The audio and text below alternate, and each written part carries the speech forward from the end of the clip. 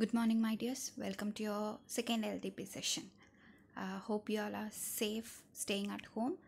Are you all washing your hands frequently? Using mask when you are moving out? Okay, fine. I hope you all follow all these things, right? Let me move on to today's session. Before starting today's session, I just want to explain you that you have done your last worksheet very nicely, but few have done few mistakes. Let me clarify of all those things. Second Roman letter, it was given as like you have to find out the meaning from the dictionary and use the given word in and frame sentence, right? But few of you have done very nicely, no doubt in that. But few people, you have found out the meaning from the dictionary and you have written the same meaning as if there. But actually, it is told as that you have to know the meaning from the dictionary and use the word and frame a sentence, right? So hereafter, when you are doing like few did like synonyms, it was, but actually it was given to frame sentences. So whenever the worksheet is given, read the instruction or the heading given properly and then go off. Am I clear, all of you? Okay, fine. Let me start today's session. Okay, today I'm going to start with jumble sentence. You all know what is jumble sentence, right? Rearranging the word into correct order to make it a meaningful sentence. So here we'll start with that. So in this, you will be given different words in a different order. So you have to make the sentence into put the words in a correct order to make it to give a meaningful sentence, right? So here few words are there. No cooking day. So always we get confused when we look of this word, which to put first and then to frame a meaningful sentence. Am I right? Okay, here I have a formula for that. Yes, this is a formula: subject plus verb plus object. So this is a formula for making a sentence. It is called a sentence pattern. So here subject is the subject means it is the thing what we are talking about. Maybe it's a person or a thing what we are talking about in a certain sentence is called as a subject. Then verb you all know, yes, it's an action word, right? And object is the what the verb tells of. So if it is play, where is playing in the garden. Or if it is eating, what is he is eating an ice cream. So it relates with the verb. So the sentence pattern comes like that: subject plus verb plus object. Are you all clear, my dears? Okay, now we'll frame this sentence. So here in this sentence, what is the subject? Yes, they. They is the subject. Can you find out the verb? Yes, no, it's a verb. Okay, they know. What do they know? Yes, they know cooking. So cooking is the object. Here we have found out the sentence. Am I clear? Okay, now some more example. Milk cat drinks. Okay, here what is the subject? Yes, of course, cat. What is the verb? Drinks. What does it drink? It drinks milk. Cat drinks milk. Am I clear? Okay, fine. We'll go on with another sentence. Add in, fly, the, birds, the. So when you have many words to put off, really we'll get confused. So here also we'll use the same sentence pattern, the formula. What is the formula? Yes, first one, subject. So what is the subject? The birds, right. What is the verb? Fly. What's the object? Where it flies? Yes, it flies in the sky.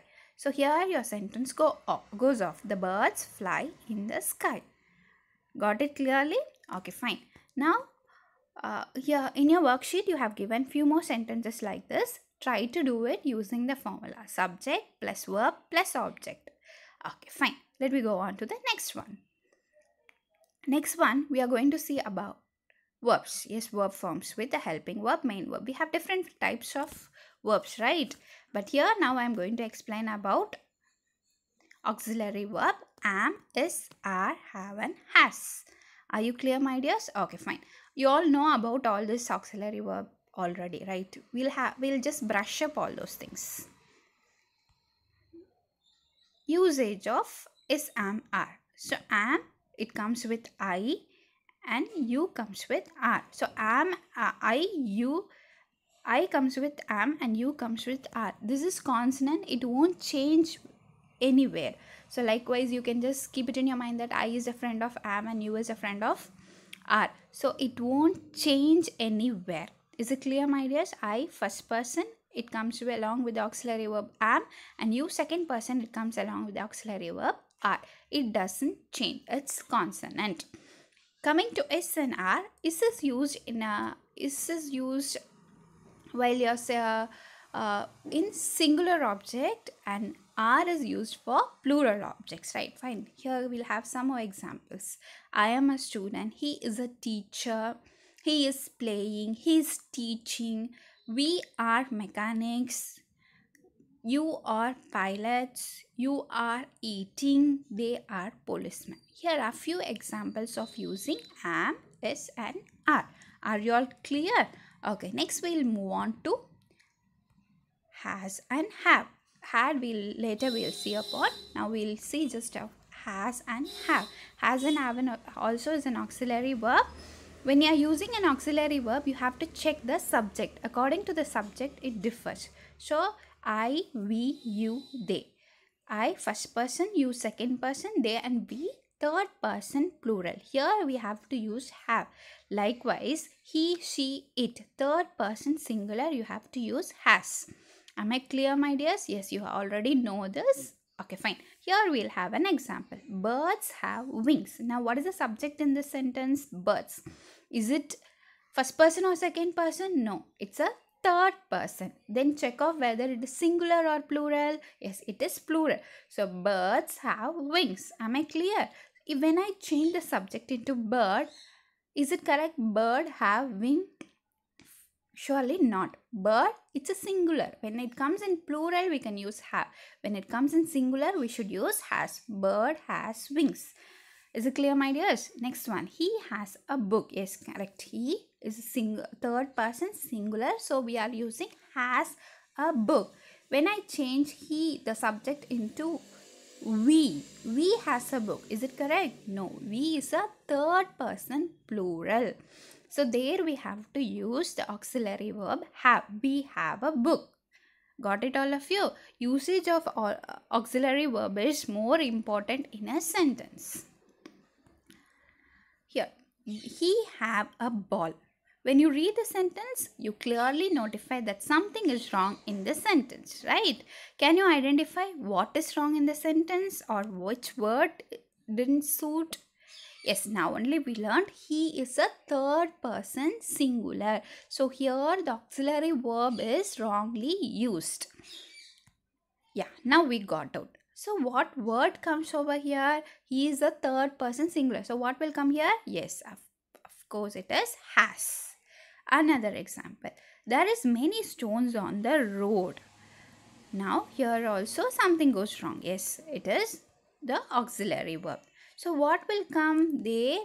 When you want to check it off, you check the subject or the nouns, plural or singular. Now here many stones. So it is plural form. So when it is plural form, you cannot use is. Instead, you should use yes, are. Am I clear, my dears? So in your worksheet, you have given few sentences with wrong words. Pick out the wrong words and replace it with the correct word, and to make it as a meaningful sentence. Am I clear, my dears? Okay, fine. We'll move to the next one. Picture comprehension. Have you all heard the word comprehension, right? Yes, comprehension means some passage will be given.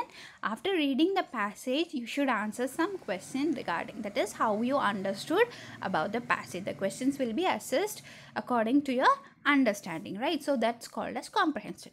It's picture comprehension. Picture comprehension means a picture will be given, so that you should no text will be given with the picture. Along with the picture, you should look at the picture and you have to answer the question.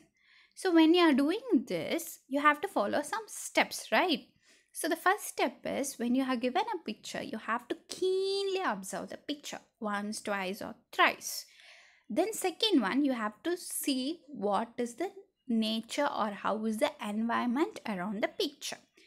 Third one, you should look at the people who are the people, what are they doing, what actions they are doing, how are they feeling, how is their face reaction, are they eating or are they talking with someone, all this you have to notify. Then fourth one, apart from people, can you see some other things around the picture? Then fifth one, finally you should see to that whether something is something unbelievable or which doesn't suits with the picture is there, all this thing. So when you are seeing the picture, you can understand how the understand few things around the picture without any text. So when you can understand the picture, you'll be able to answer the question. So this is way how you have to go with picture comprehension. Now let me remind you once again. So when you are answering a question, if the question is in present tense, you should answer it in present tense. When it is in past tense, you should answer in past tense. So keep it in your mind very clearly. According to the tense, your answer should be. Am I clear, my dear? Okay, do the worksheet properly.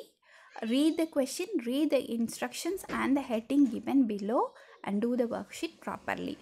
Meet you. Thank you, my dears. Meet you in the next session.